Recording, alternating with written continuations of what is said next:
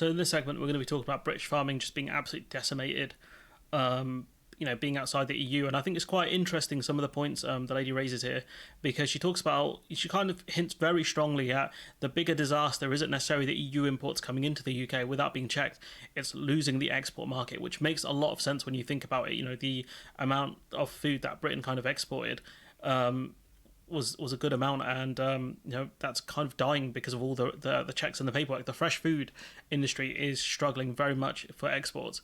So I think she does raise some interesting points. She says, we need to get back into the single market, and I don't want to go into my whole spiel again, but you kind of get the point she's trying to make, which is the important thing. So people will appreciate some clarity on this, Nick Thomas-Symonds. So, for example, will you be prepared to accept... Oops, this is the wrong clip. I've teed up the wrong clip. This is the one I want. With Brexit, yes, it's a relief for consumers because of inflation and the cost of living. So she's talking about the UK delaying the checks again. Prices, but it's an absolute catastrophe for British farming and British food and British food security. I mean, it's like expecting your British football team, to go and compete in international football with chains around their legs.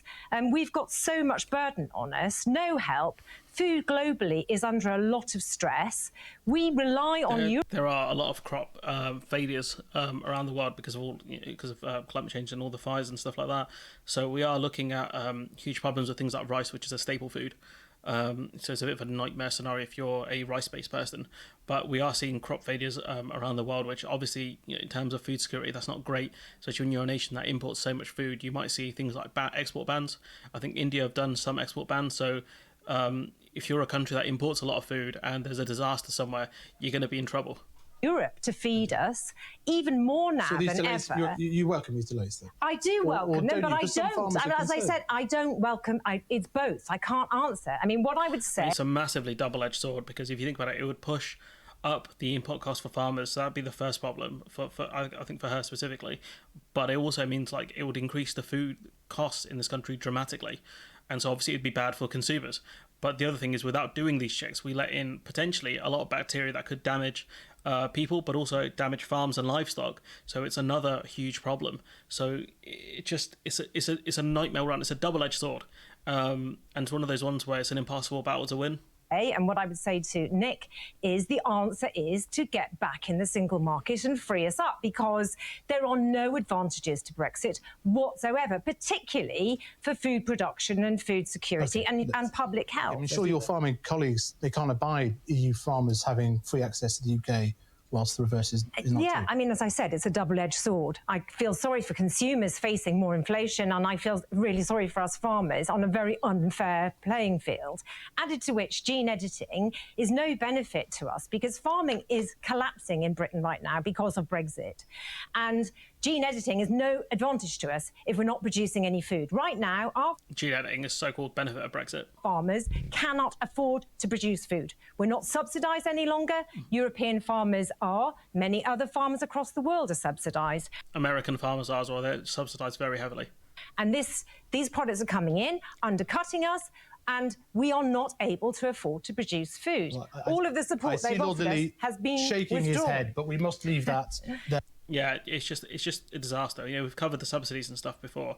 It's just a complete nightmare. And obviously she's pushing for the UK to, join the single market, which obviously, that's not going to happen. We've covered that many times. But kind of the discourse around this whole thing is kind of stupid. This is the Labour dude here, so he's going to push some nonsense. So people will appreciate some clarity on this, Nick Thomas-Symonds. So, for example, will you be prepared to accept some sort of EU law, European Court of Justice oversight here, which would open up the possibility of really eradicating most of the checks?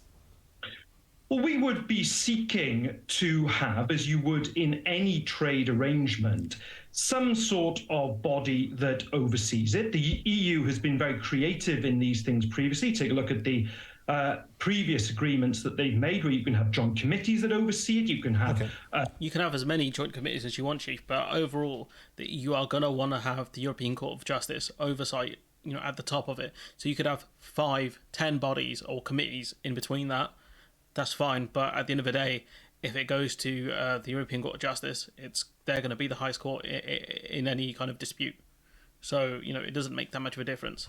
A role for our courts too. So that's obviously a matter for the negotiation. But the central purpose of the negotiation is to go into it and to say to people, look, we want to get that food onto your tables as quickly as possible. We're talking not just about meat, but about cereals, about fruits, about vegetables, all of which are going to end up being more expensive as a consequence of these checks. Okay. We want to minimize those checks to help people who are struggling out there with their bills right now. But Nick Thompson, again, you know, like, what if even you get this agreement with the EU, one of the other problems is that goods coming via the EU, you know, that are not being checked, that they are going to be a problem, and I doubt the EU would check them even if we did get an agreement with them. So we are going to need some level of import checks, especially given the Tories' whole plan is, well, you know, if we're not going to do import checks on the EU, might as well get rid of the vast majority of them for the rest of the world. So it's just a complete nightmare, and at some point Labour are going to have to flesh out a plan on this, and I just don't know what they can do. Normally I'm a bit kind of not meaner towards them, but a bit more of here's what you can do and here's what you should be doing. But in terms of the import checks, you have to do it, but the cost is going to be dramatic. So there's no win here. this is about trade-offs, though, isn't it? If you want to go for minimal checks, even no checks of the sorts you've just criticised in 3D, you'll have to go for like no divergence from EU laws on things like gene editing or fertilisers. Are you happy with that trade-off? You're not interested in divergence, are you? Well, we're certainly not interested in a race to the bottom on standards, whether it's on the environment, whether it's on food standards, or indeed in other areas like workers' rights. But if you look, for example, at the New Zealand equivalence model, under the New Zealand... Oh my God. Oh no, don't do this again. The EU have said they don't want to go for an equivalency agreement because we're too big a competitor. They've already explained this. Oh my God, bro, where were you for the last 4 years? Even Lord Frost called them out on this. Imagine being called out by Frost. Imagine a situation where the Iceman is correct and you are incorrect. I could not fathom such a situation. Zealand model, it is correct to say there are still checks, but the physical checks are down at around about 1%. So you can be very creative in this negotiation. My G, stop with the snake oil. As to how you minimise checks. What you can't do is what this government has done and essentially stood to one side, not actually attempt to negotiate a veterinary agreement. And indeed, is it any surprise when they did try and negotiate a veterinary agreement? What happened was the EU said, we're not going to give you equivalency, and the UK said, all right, cool, see you later. That's what happened. They did try, they didn't get it.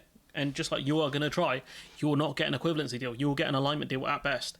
Come on, bro. You see the way they've been churning through prime ministers and government ministers, and the way that they've been willing previously to make agreements and then break them with the EU, that they find themselves in the position they do. It's because you're pushing snake oil. You're pushing unicorns as well, Chief.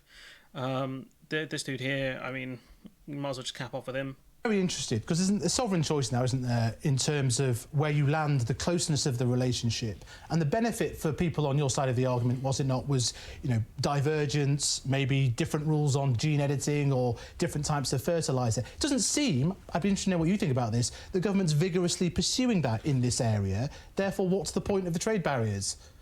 Well, you're wrong. We've passed an act legalising gene editing. It was actually supported by the Labour Party and, through gritted teeth, the Lib Dems at the end. Why would the Labour Party support that gene editing bill? It makes no sense.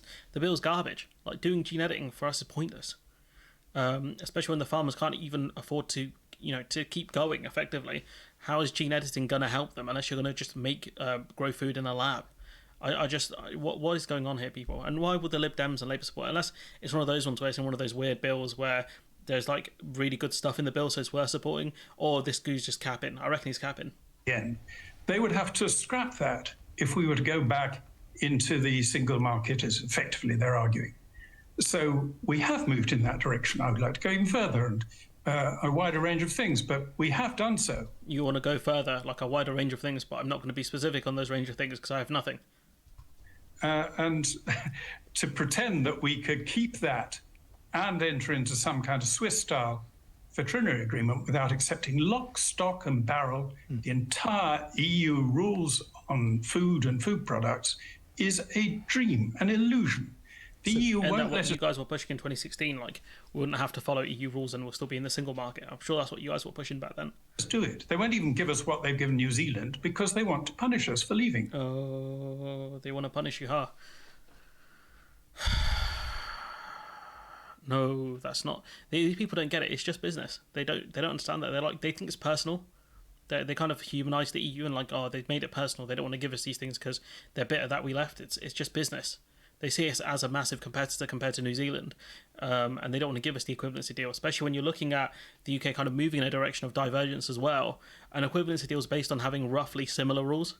So what happens to the UK starts kind of deregulating slowly, taking things apart, and your equivalency agreement is not very equivalent anymore, and you're going to cause all sorts of disputes down the line. Clearly the EU wanted to avoid that, and that's why they wanted to go for dynamic alignment. Like, it's not hard to figure out, my guy, but clearly Lord Lilith is not very bright. He's a former trade and industry secretary as well. Jesus.